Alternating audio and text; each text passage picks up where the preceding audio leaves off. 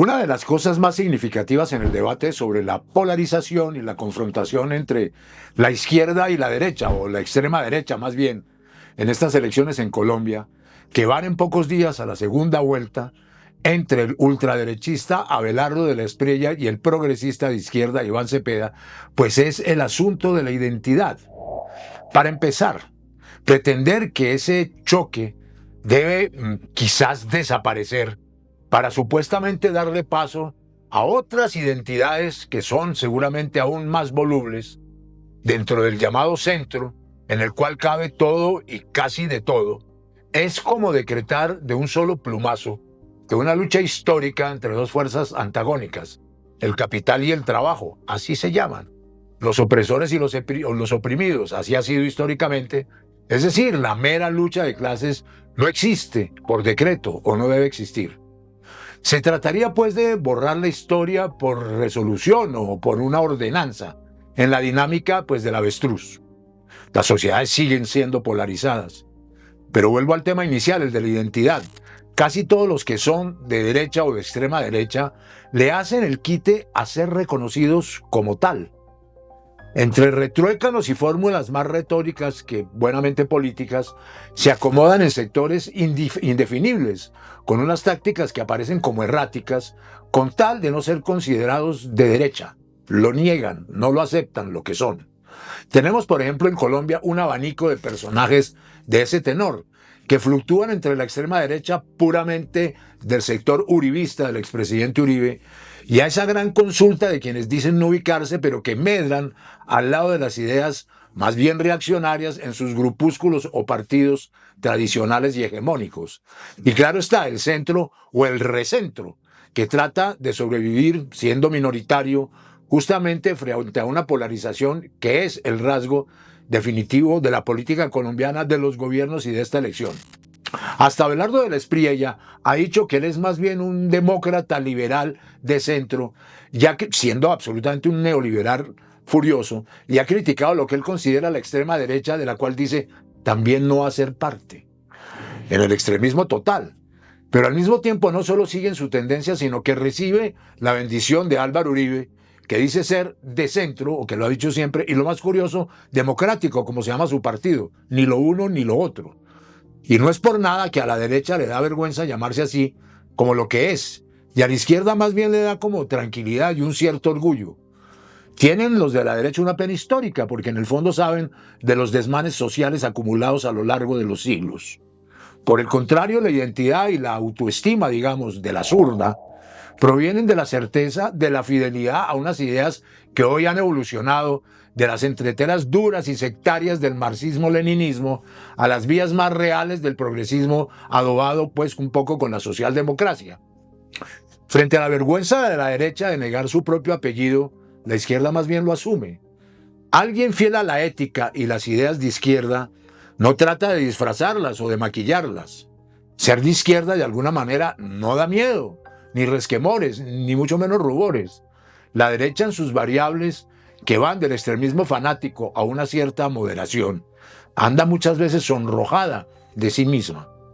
Mientras la izquierda se asume pues como lo que es, derrotada o victoriosa, también en variables y proporciones, pero nunca en la negación de sí misma. La derecha parece entonces sobrevivir en una suma de bochornos que no pocas veces redundan en su apocamiento. La izquierda, pierda o gane, es de izquierda y no le tuerce el pescuezo a su propia ideología o a sus facetas. Por eso, con certeza y seguridad, la zurda asume su vocación popular, revolucionaria o reformista de cambio, no como la derecha que, algunas veces falta de ideas, se autorrefuta y niega y desmiente pues las pocas que tiene, el neoliberalismo salvaje. Por todo esto, en medio de las propuestas sociales y políticas del candidato Iván Cepeda, del candidato presidencial del Pacto Histórico, es necesario en ese sentido detenerse ante lo que ha planteado en su proyecto de carácter económico. Y ya ha mencionado a varias personas, entre ellas la ex candidata Clara López, para que se ocupen del tema. Bajo el título de una revolución productiva, Cepeda expone que seguirá desarrollando un nuevo paradigma económico surgido de las prácticas y experiencias del gobierno Petro, pero de alguna manera menos intenso y con una cierta menor radicalidad, más conciliador. Revolucionario porque propone un cambio en el modelo actual de mercado. Y en el centro de esa revolución democrática y económica pues está la estrategia de continuar en la construcción necesaria y definitiva de la justicia social. Una prolongación de una política económica que ha tenido un impacto favorable en materia de inflación, desempleo y crecimiento económicos en los últimos 4 años de Petro. Y expone Cepeda que los temas precisos serán tratados pues en el marco de un acuerdo nacional y de un gran diálogo con todos los actores del trabajo y de la producción. Hasta la derecha acepta que con Petro y en el futuro con Cepeda seguramente el mercado laboral no ha parado de crecer y la tasa de pobreza disminuye y que el aumento del salario mínimo de proporciones muy grandes pues no ha producido inflación alguna, desvirtuando esos paradigmas económicos más ortodoxos del libre mercado, también en el marco de una caída radical del desempleo. Sube el PIB, el dólar está estable, tiende a la baja. El país muestra un consumo interno pues dinámico, donde millones de trabajadores se están ganando por primera vez 2 millones de pesos al mes, algo más de $400, y las empresas en promedio arrojan utilidades más altas que el año anterior, mucho más cerca a $500 realmente, algo que es incontrovertible. Cepeda ve en ese cambio pues una reivindicación teórica y práctica de la Carta de Navegación para el próximo cuatrenio de gobierno, de la mano del progreso, del avance y de las reformas sociales. Es decir, lo social, pues una vez más indivisible de lo económico y el crecimiento al servicio del bienestar colectivo. Se trata pues además de una evidente transición con la reforma de un modelo económico que en los últimos 30 años en Colombia y básicamente en toda América Latina, desde la etapa neoliberal del capitalismo mundial y global, venía siendo fundamentalmente extractivista, rentista y profundamente improductivo. Se perfila pues una nueva economía de cambio generosa que poco a poco acabe la inmensa desigualdad del país. Esa es un poco en síntesis la prioridad de Petro, la del pacto histórico y la de Cepeda de ser presidente.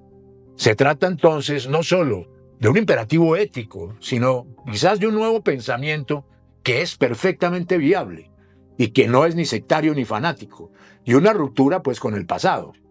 Claramente se trata de un proyecto respetuoso también del medio ambiente y de la propiedad, pero con su evidente función social.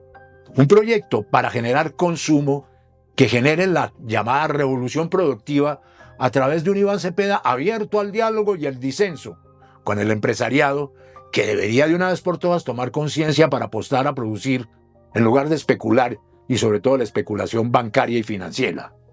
A grandes rasgos esta es la mirada económica de Iván Cepeda, esa que los fanáticos neoliberales y ultracapitalistas llaman disque populismo, pero que en realidad es desarrollo pero con justicia social.